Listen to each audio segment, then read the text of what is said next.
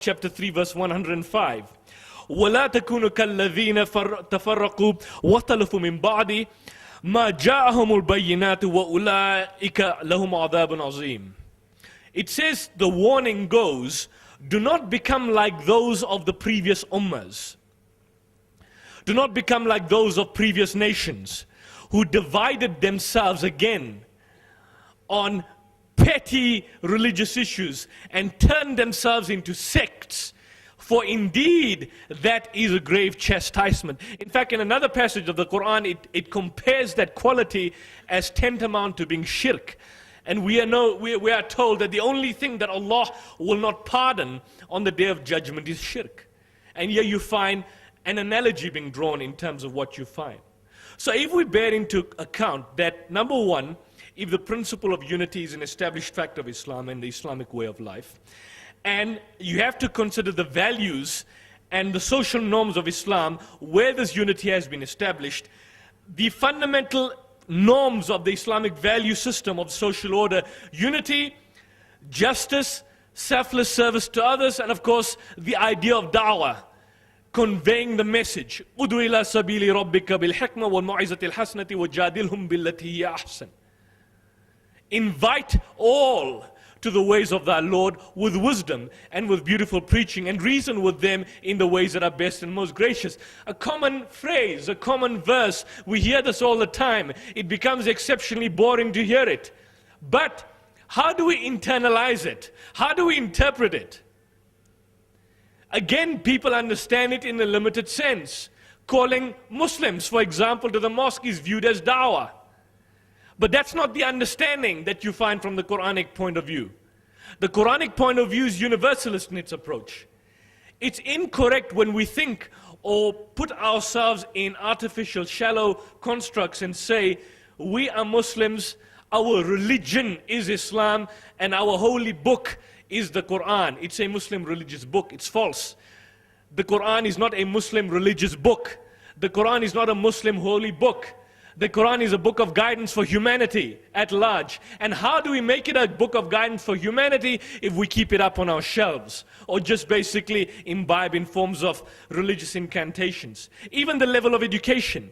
That's why psychologically many of us have been indoctrinated and brainwashed. In other words, we can become good reciters, powerful reciters, more better reciters than Arabs or than Egyptian qaris, some of us. With humble apologies to our imams, we can recite Arabic in the same manner that you'd find an Englishman reciting English. But the analogy there is, if one were to basically be able to read Shakespearean English in all its with all its pronunciation, with all its appropriate grammar, and you can't understand a single word of the English that you're reciting, what do you say of such a person? He can recite English better than the Queen herself. He can recite English better than King George. But in his recitation, he doesn't know what he's reading. What would you say of such an individual? But many of us Muslims, unfortunately, not necessarily as a fault of our own, but because of the educational system, end up becoming pure rote learners, good reciters, good memorizers, but not understanding a single word. With the result of which the message which is the fundamental and foremost message, cannot be communicated. Forget being communicated to the masses. We can't communicate it to ourselves because we don't know what the book entails. We don't know the parables of the Quran. We don't know the message. We don't know the universal exhortations. None of it is familiar to us. So if we don't know it ourselves, how can we convey it to others? So, flowing from that, you'd find therefore that one of the key factors Islam lays on, or lays its stress upon, is the concept or the idea of justice and selfless service to others. Because if you can show that as a community you can become involved in society, in uplifting society, in reshaping society, then people will take you seriously. Because you are getting involved in uplifting society and you are saying, look, here's an alternative. an alternative to the liberal secularist enterprise, an alternative to the capitalist enterprise. This is the alternative that you present. These are the solutions that you propound, and this is a way forward. That in itself is a form of dawah, because you are not just talking the talk, but you're walking the walk. Some of us talk left and walk right, but you're engaging in both. Therefore, you'd find in Surah Nisa, verse 135, Ya ayyuhalladhina amanu kunu qawwamina bil qisti shuhada lillah. Stand up for that which is right, that which is just in everything, and indeed in every dimension of life. Stand up for justice, not just for the sake of expediency, not just for the sake of personal benefit or for personal motive, but purely for the sake of Allah. And in doing so, people will then basically say that this man is not just simply talking. He's engaging in really shaping society. He's engaging in uplifting society.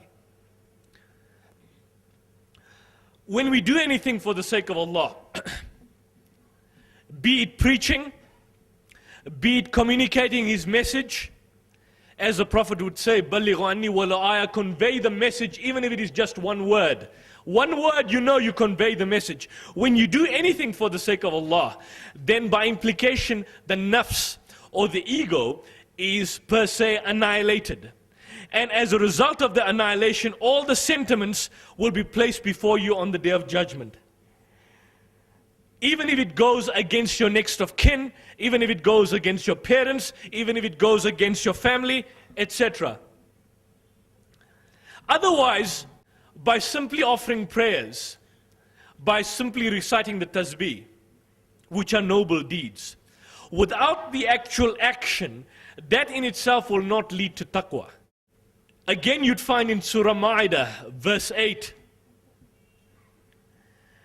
we are told that, O believers, O people who have accepted Iman, should it happen that there are groups or other groups amongst you who are hostile to you or towards your religion, and you are dealing with them, you should deal with them appropriately, you should deal with them justly, in spite of the injustice from their side, and in fact convey the truth to them.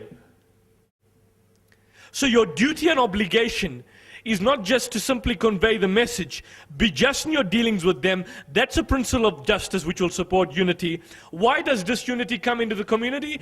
Disunity comes to the community by and large because fundamentally there is a clash of egos. And when there's a clash of egos, when these individual egos are projected out there, in the form of committees, in the form of trusts, in the form of organizations, whatever the case is, the method of dawah cannot be satisfied. Justice cannot be satisfied. When the individual egos are projected, you find that the annihilation of the ego, the submersion of the ego into the divine pleasure or the absolute nafs of Allah, if it starts from the point and then gives a principle of justice in clear terms, if you not reach that, then effectively we have failed in terms of our dealings with society, in terms of our dealings with our own fellow human beings. Greed is another cause of disunity. Another point you'd find in Surah 90 when the Quran raises a question, it says, وَمَا أَدْرَاكَ مَا الْعَقَبَةُ. What do you understand about the most difficult and about the most rewarding of virtues? And it says, فَكُّ رَقَبَةٍ. It is the abolishment of any form of enslavement or the feeding in the times of stress or famine, etc., etc. Now, aqaba means walking the steep path. Then we are told that the most important virtue is the abolishment of slavery, any form of enslavement from the world, which could also mean abolishment of social injustice. Who is doing that in the world today? Organizations like World Vision, organizations like the Wycliffe Bible Translation, the Summer Institute of Linguistics,